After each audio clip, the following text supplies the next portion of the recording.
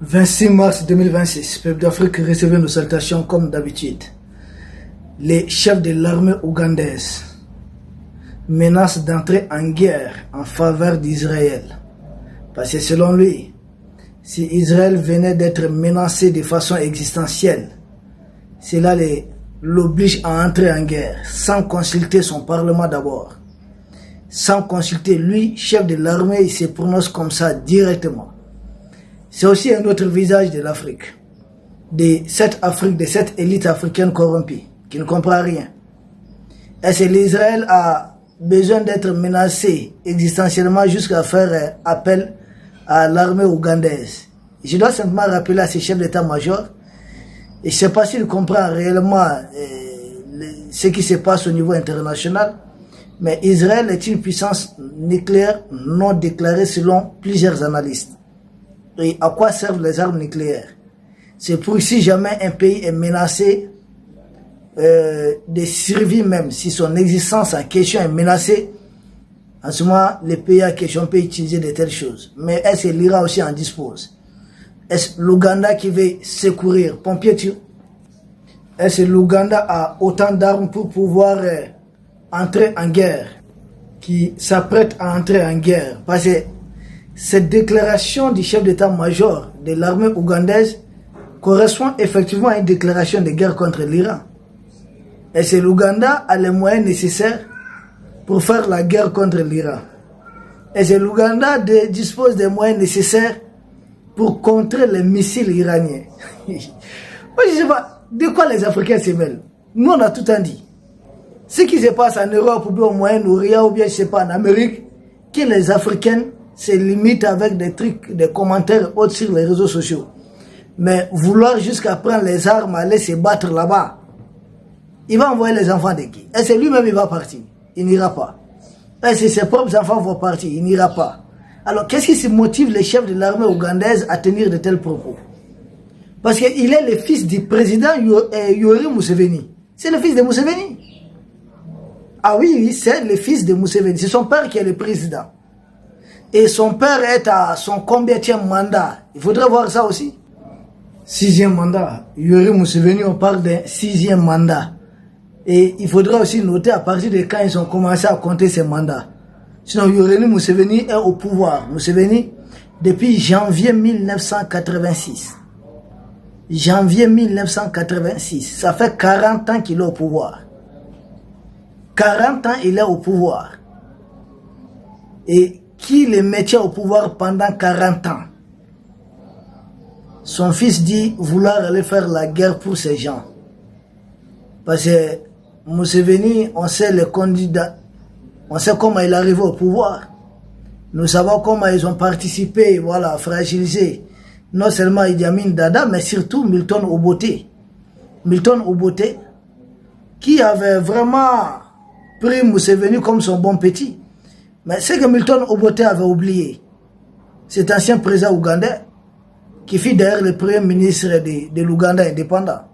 Milton Obote oubliait que Museveni était un homme de l'oncle Sam, de leur état profond. C'est leur agent. C'est un agent. Voilà, comprenez ce que ça veut dire. Un agent qui a été recruté, il a été formé. Et quand il arriva au pouvoir, 85-86, Museveni recrute les Paul Kagame qui se battait déjà avec lui quand il était dans la rébellion. Paul Kagame a été numéro 2 des renseignements auprès de Museveni. Et ensuite, Paul Kagame a bénéficié d'une formation aux États-Unis. Comprenez qui sont ces gens? Et c'est dans ces conditions que les Paul Kagame vont aussi formater une autre rébellion, cette fois-ci au Rwanda, FPR, Front Patriotique Rwandais. Mais Kagame a fait ses preuves d'armes, d'abord en Ouganda, auprès de Museveni. Donc, qui ensuite il a été formé aux États-Unis. Donc, et les Museveni, et les Paul Kagame sont les hommes de l'oncle Sam. Et c'est l'oncle Sam qui est en difficulté aujourd'hui face à l'Iran. Et lui, en tant qu'agent, aujourd'hui, il est affaibli par l'âge, Museveni. 40 ans au pouvoir, en tout cas, ce n'est pas 40 jours. Ce n'est pas 40 mois. son fils qui est le chef d'état-major, son potentiel successeur, on l'envoie faire en tout cas preuve, rassurer les partenaires, les parrains de son papa. Donc il tient ce discours, il dit, il met en garde. Et ils vont entrer en guerre. Il dit, ah bon, tu vas entrer en guerre? Tu as quelle armée même? Pour aller entrer dans cette guerre de haute intensité. Il a combien d'avions de combat? Il a combien de missiles? Il a combien de systèmes de défense antiaérienne? Pourquoi les Africains même aiment se compliquer la tâche souvent comme ça? Qui l'a appelé dans ça? Il faut suivre comme tous les autres. Il y a des pays africains qui sont des véritables puissances militaires qui sont en train d'assister à distance. Je ne sais pas qu'est-ce que l'Africain n'a pas compris. Et c'est des gens comme ça qui prétendent être l'élite dirigeante de l'Afrique. L'Union africaine est entre les mains de ces gens. Vous voyez comment nous sommes tombés bas? Lui, il a quoi? Il faut développer d'abord son pays, Ouganda. Et Israël et Iran, c'est des pays presque développés. Ah non, mais c'est des pays qui ont atteint un niveau.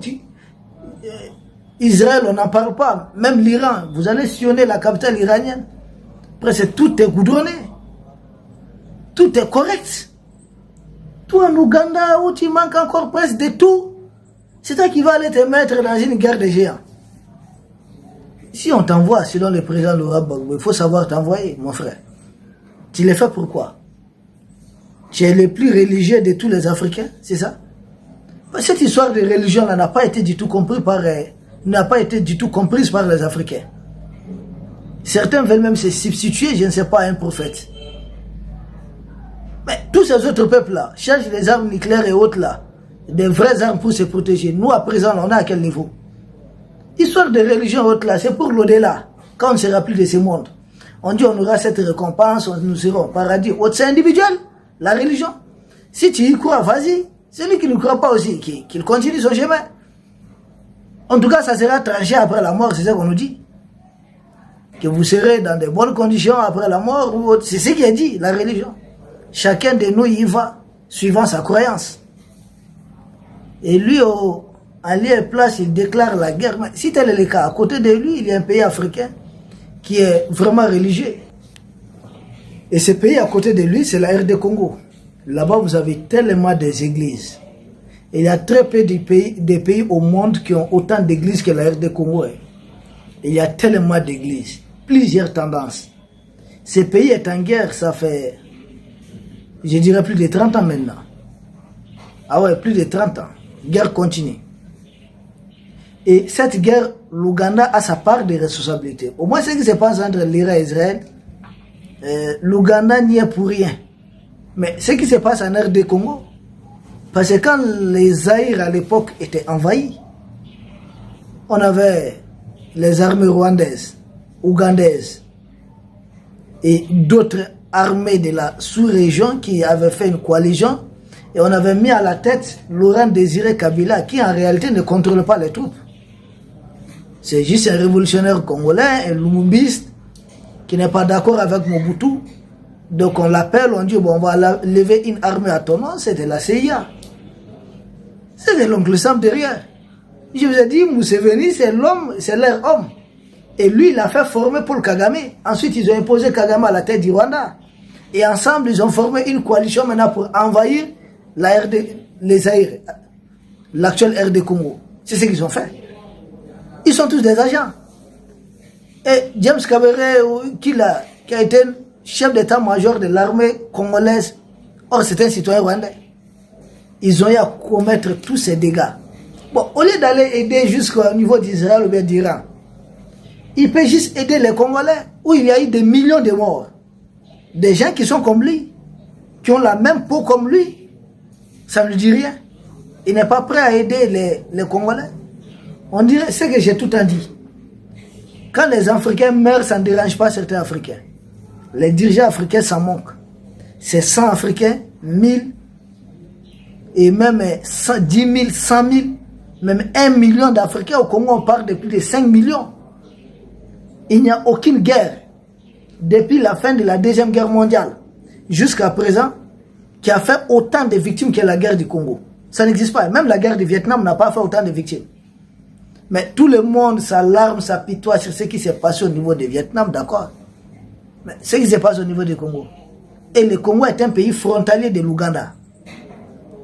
Au lieu même d'aider, l'Ouganda même contribue à enfoncer encore les Congolais. Donc il ne règle pas les problèmes chez lui, autour de lui, en Afrique, nulle part. Sinon, même si vous laissez la RD Congo, allez-y tout près de vous, le Soudan. Au Soudan du Sud, les deux, ça ne va pas.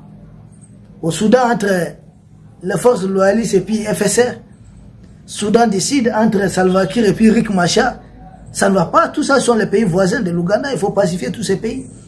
Comme vous êtes autant fort, vous êtes plus fort même. Parce qu'à suivre ces messieurs, ils ont une armée beaucoup plus forte que les deux belligérants aujourd'hui. Israël et Iran qui sont en train de s'affronter. Et même les États-Unis.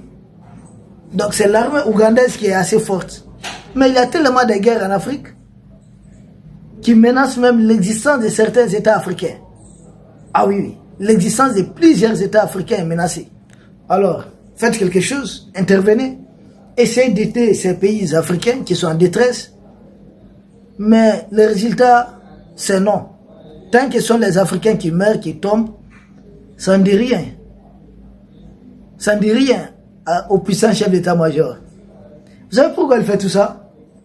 Parce que son père est affaibli par l'âge. Et son père était venu au pouvoir dans des conditions que j'ai déjà expliquées. Donc lui, maintenant, il veut succéder à son père. Ils sont tous comme ça. Tous les agents de l'oncle Sam ont préparé. Il n'y a que certains dirigeants africains, certains diplômés africains qui sont dans cette question de démocratie occidentale qui ne comprennent rien.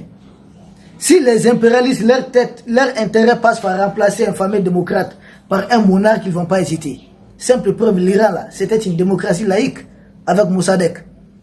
Mais le seul fait qu'il puisse décider de nationaliser le pétrole iranien, il a été renversé, remplacé par les Shah, qui était un vrai dictateur, qui avait une police politique qui a fait des milliers, centaines de milliers de morts.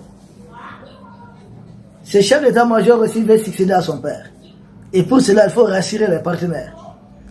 Qu'il témoigne de sa conviction.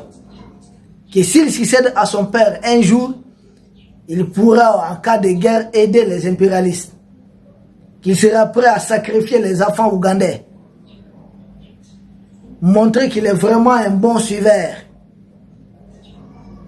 Et il veut rassurer tout simplement. Il n'est pas seul. Même Kagame, ils sont en train de préparer son fils, Yann Kagame. Celui qui est dans sa sécurité présidentielle là. Il est en train d'être préparé. Ils sont tous en train de préparer leur succession. Ah. Il n'y a que nous ici, et nous sommes dans une guerre contre le terrorisme. On dit non, non, non, restez dans la démocratie occidentale. Mais ces pays-là, ils sont des démocraties. Ces pays-là ont quoi à voir avec la démocratie? Quand Museveni est venu par un coup d'État, une rébellion même.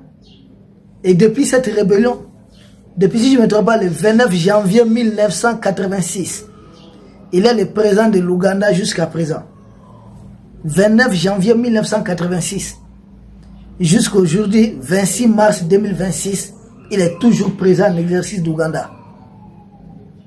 Et c'est une question de démocratie. C'est une question d'intérêt. Qui est leur homme fidèle? Qui est leur vrai serviteur? C'est de cela qu'il est question. Et ce monsieur, le chef d'état-major de l'armée ougandaise, c'est un potentiel successeur à son père. Il a besoin de rassurer. En Afrique, beaucoup ont succédé à leur père. Ils disent que c'est des républiques, mais beaucoup ont succédé à leur père. Avec la bénédiction de qui? Qui a accepté? Qui a accompagné? Ceux qui prétendent vouloir nous faire la guerre de démocratie au Niger ou bien, c'est la guerre de l'Iranien. Sinon, ils le savent très bien. Ils ont eu à mettre en place ici des monarques au pouvoir. C'est triste. Mais l'Africain, c'est un peu ça aussi. Une dépouille africaine ne dit rien à certains Africains.